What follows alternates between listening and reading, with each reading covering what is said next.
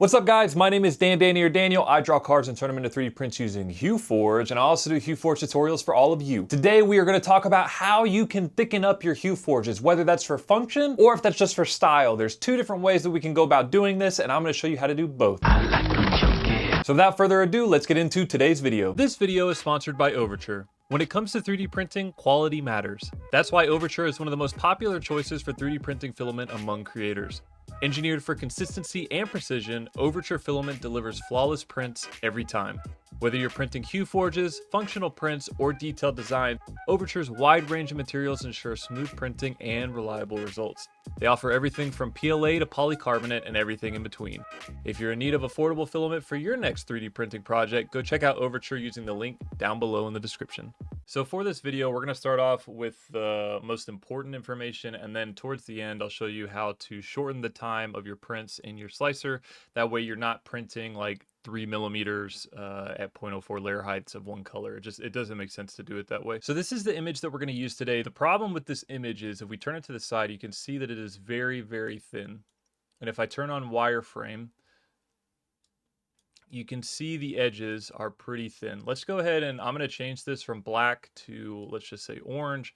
That way you can see the mesh a little bit clearer while I do this demonstration. So we can see that it's a very thin HueForge. This isn't typically an issue if you are just like going to hang this up on a wall or whatever the case may be. But if you want something that's going to stand up for a very long time, you need to know that down here we have base thickness. Base thickness is how tall you are going to print before you actually start the HueForge portion of your 3D print. So if we increase this, we'll just say 2.48 just to be uniform.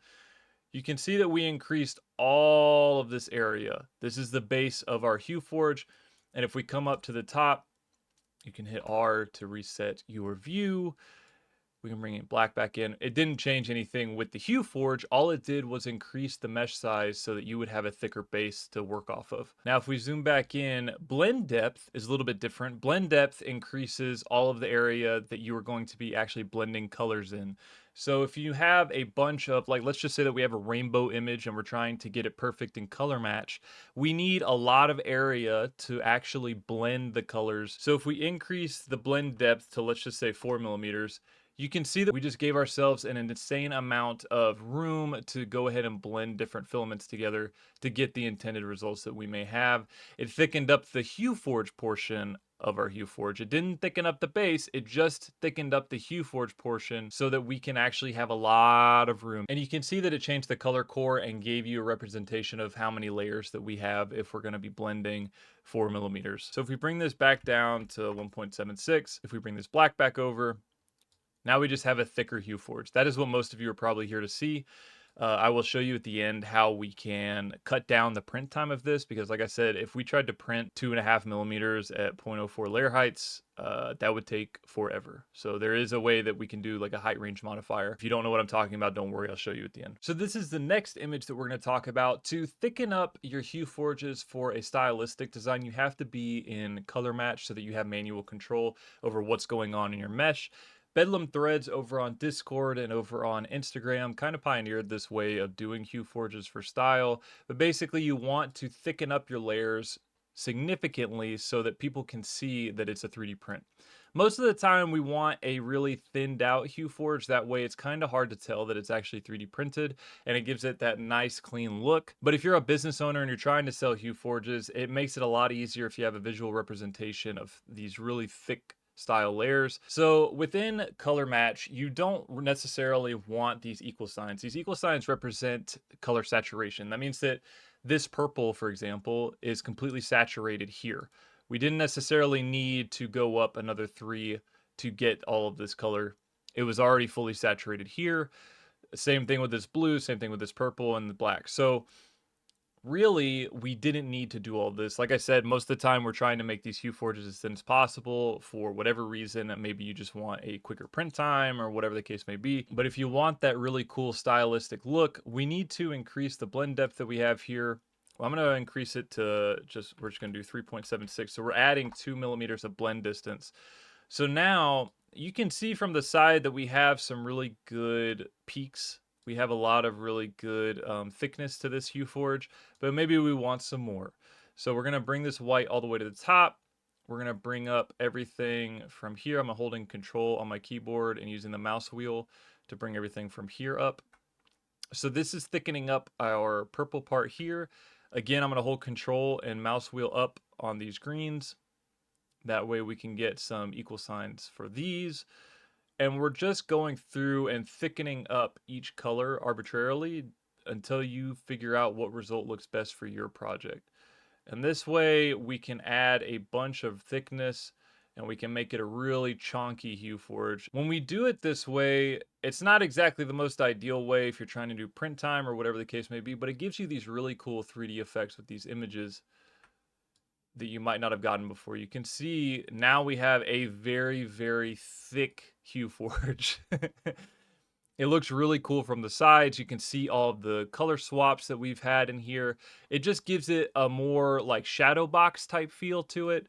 Some images work a little bit better than others when it comes to this style of doing a HueForge, but I still wanted to show it off because there have been some questions about how you can do this.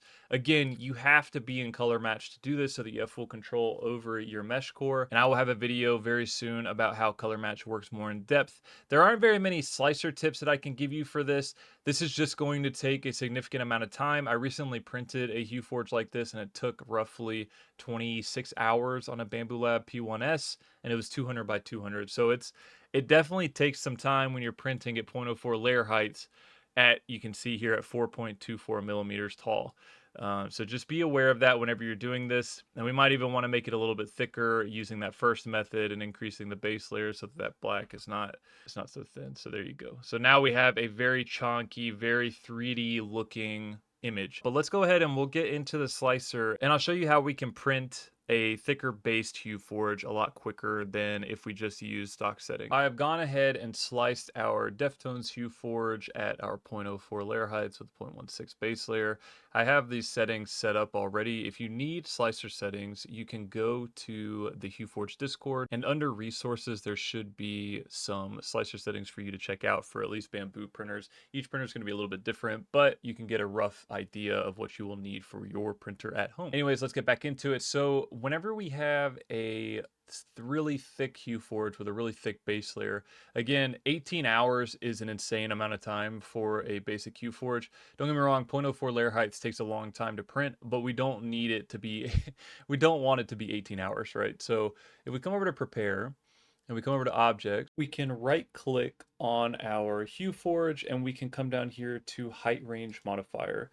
You can see here in our objects that it added that high range modifier. And now what this is doing is the range in between 0 and 2 millimeters.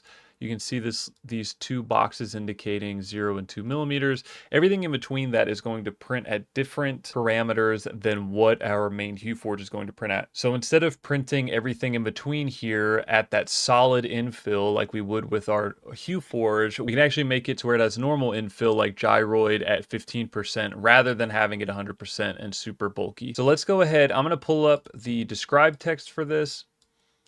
And if we look here, it's showing you may print at higher layer heights below the base thickness of 2.48. So that means that anything below 2.48, we are in the clear for printing at a higher layer height. So let's go ahead. You can see here at height range, we have 0 to 2. Let's go ahead and make this. We'll make it 2.48. I think we're going to have to change this if we do it at, if we print at 0.2. Yeah, let's go ahead and we're going to change this back to 2.4.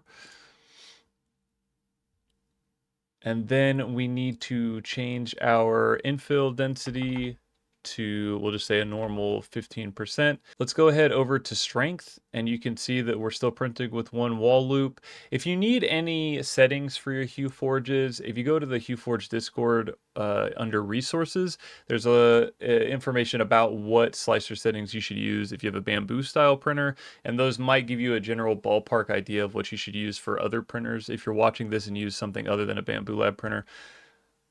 So you might see here that we have like top shell layers at 9 and then bottom shell layers at 999. That is for slice time. For some reason, this helps with slicing and how quickly it'll slice in Bambu Slicer. So there are just certain things that are changed and tweaked a little bit within Bambu Slicer to make our HueForges slice a little bit faster. But because of that, bottom shell layers are how many solid layers are going to print before you get to infill. So we need to bring this down to, we'll just say 2. And then for our top shell layers, same thing. We'll just do, honestly, we could probably just do 1 for this. And then we'll come down. I do not like rectilinear infill, so I'll just use gyroid. It's quicker and it looks better. And then we should be good to slice. So now that we are sliced, you can see that everything looks normal as it should be, but we are now at 8 hours and 35 minutes for print time. Total time is 8:41. So if we come down, you can see that now we have gyroid infill throughout, and now we are not using that solid infill for the entire thick base that we added to our HueForge. Super useful to know about height range modifiers when you're doing HueForge, just so that you cut down on time. And now something that's going to change up a little bit. Let's go over to our describe text once again. If we look at our describe text, it's showing at layer 67 or 2.8 millimeters will swap to gray. If we come over to our right side and we come down to layer 67, wait a second, there's no layer 67, it's only layer 55. This is going to happen when you have height range modifiers. So that's why the layer height is also included. So if we come down to 2.8 millimeters rather than that layer 67, you'll see it's layer 19. This is where we're going to do that first swap to gray. And then for our white filament, we need to go to 2.84, which is just 1 layer above. And we will swap the rest to white. Slice the plate one more time. And there we go. Now let's go over to summary so that you can see what the slicer view looks like. And you see it looks pretty normal. Let's go back over to HueForge and I will show you the slicer view. Now we're back over in HueForge. Let's go up to the top left and we'll click slicer view.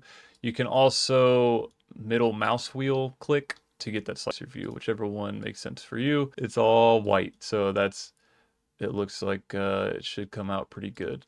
If we come down to filament, we can turn off our seam so you can get a better idea of what we're looking at. And everything looks pretty dang good. So that is how you can thicken up your HueForges. That's how you can cut down on slicer time. And that's how you can thicken up a HueForge to give it a more stylistic feel and really show off what HueForge is doing with that swap by layer. Personally, I have started doing those thicker HueForges and I absolutely love those. Go check out BedlamThreadz over on Instagram. He does a lot of really amazing work and a lot of custom work. Again, he is one of the guys that really pioneered the thicker HueForge and using the thickness to their advantage for a more stylistic look. So go definitely check him out.